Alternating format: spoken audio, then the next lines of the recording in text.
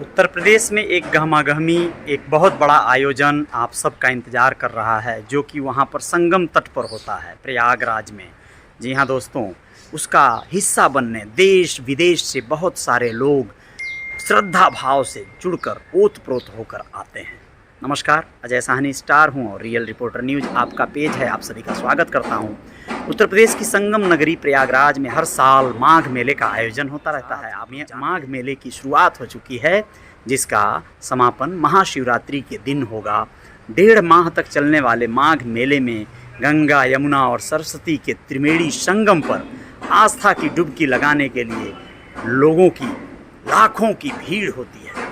माघ मेले के दौरान न सिर्फ श्रद्धालु बल्कि बड़ी संख्या में साधु संत भी संगम तट पर बड़ा समागम करते हैं, स्नान करते हैं, मीलों दूर से आते हैं।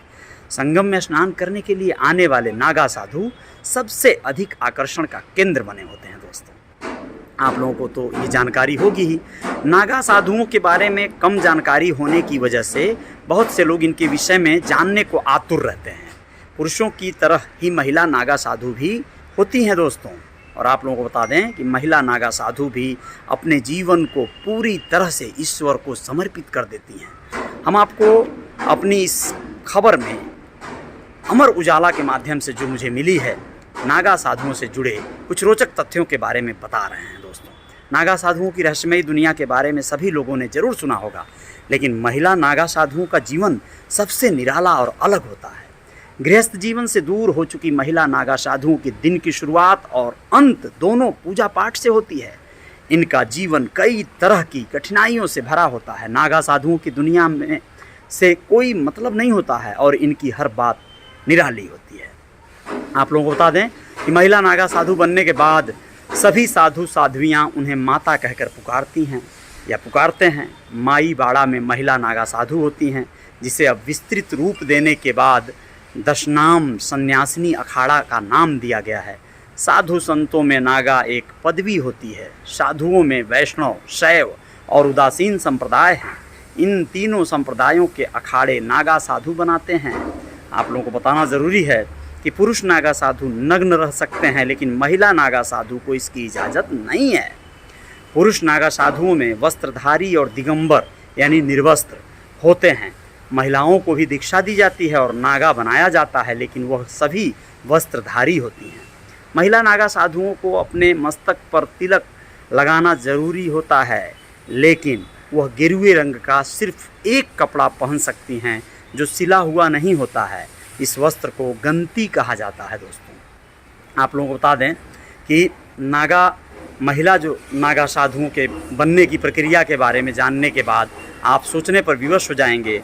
महिला नागा साधुओं की ज़िंदगी बेहद कठिन होती है। नागा साधु बनने के लिए इनको कड़ी परिश्रम और कठिनाइयों से गुजरना पड़ता है, बहुत ज़्यादा। आप लोगों को बता दें कि यह कठिनाई इस तरह से होती है इनके जीवन में कि इनको कई बार अपना घर परिवार सिर्फ छोड़ना ही नहीं होता है, बल्कि इनके जीवन में इन्हें कड़ी परीक्षा से गुजरना पड़ता है। आप लोगों को बता दें कि नागा साधु या सन्यासिनी बनने के लिए 10 से 15 साल तक कठिन ब्रह्मचर्य का पालन करना जरूरी होता है। नागा साधु बनने के लिए अपने गुरु को यकीन दिलाना होता है कि वह इसके योग्य हैं और अब ईश्वर के प्रति समर्पित हो चुकी हैं। जी, इसके बाद गुरु नागा साधु बनने की स्वीकृति देते हैं। आप लोगों को बताएं कि नागा साधु बनने से पहले महिला की बीते जीवन के बारे में जाना जाता है। यह देखा जाता है कि वह ईश्वर के प्रति समर्पित है या नहीं। नागा साधु बनने के बाद कठिन साधना कर सकती है या नहीं। नागा साधु बनने से पहले महिला को जीवित रहते अपना पिंडदान करना होता है और मुंडन कराना पड़ता है। दोस्तों, सोचिए, इसके बाद महिला को नदी में स्नान कराया जाता है। महिला नागा साधु पूरा दिन भगवान का जाप करती रहती है और सुबह ब्रह्म मुहूर्त में उठकर शिव जी का जाप करती है। शाम को दत्तात्रेय भगवान की पूजा करती है। दोपहर में भोजन के बाद वह शिव जी का जाप करती है। अखाड़े में महिला नागा साधु को पूरा सम्मान दिया जाता है। तो ये जीवन होता है, मतलब महिला जो सन्यासिनी हैं, साध्वी हैं। कुंभ मेले के दौरान नागा साधुओं के साथ ही महिला साधु भी शाही स्नान करती हैं। हालांकि पुरुष नागा के स्नान करने के बाद वह नदी में स्नान करती हैं। अखाड़े की महिला नागा साधुओं को माई, अवधूतानी या नागिन कहकर बुलाया जाता है, लेकिन माई या नागिनों को अखाड़े के किसी भी प्रमुख पद के लिए नहीं चुना जाता है। ये भी एक कटु सत्य है।